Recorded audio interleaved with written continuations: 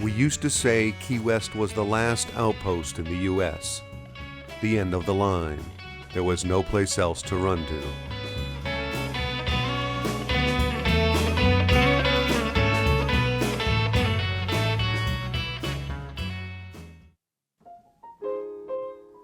(1934), the depths of the Great Depression. In Florida, Julius Stone, State Director of the Federal Emergency Relief Administration, has been receiving dire reports about people suffering in Key West. So he flies the 120 miles down the island chain to see for himself. He finds the place in ruin. In a city that was once the richest in the nation, 80% of the citizens are on the dole. The unique homes of the islanders, known as conchs, are falling down around them. There's even been talk of entirely abandoning the island and relocating all Key Westers to the mainland. What happens next is equally drastic. Mr. Chairman, I make a motion that as a last resort, we turn over our entire city to the United States government. Perhaps Washington can find a way to help Key West get back on its feet. Convinced that the economy will never recover without radical steps, Stone hatches a plan. Administrator Stone looks for an alternative to endless dole. The town itself is unique. The climate is fine. The fishing can't be beat. Why isn't the tourist business the answer? Stone's plan succeeds.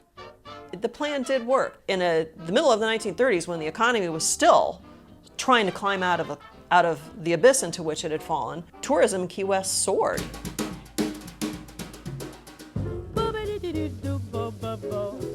But not everyone is so happy with Stone's success.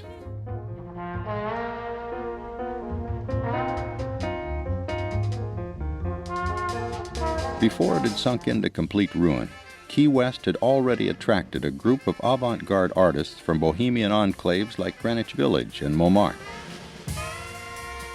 Among these artists are some of the era's preeminent poets and writers, including Wallace Stevens and Ernest Hemingway. They don't like Stone's plan, nor the new dealers sent down to implement it. They don't like seeing their sleepy little island turned into a tourist town. But these literary artists who fished the waters and boozed and brawled on Key West streets in the 1920s and 30s would end up playing a huge role in attracting the very people who brought the changes they most feared.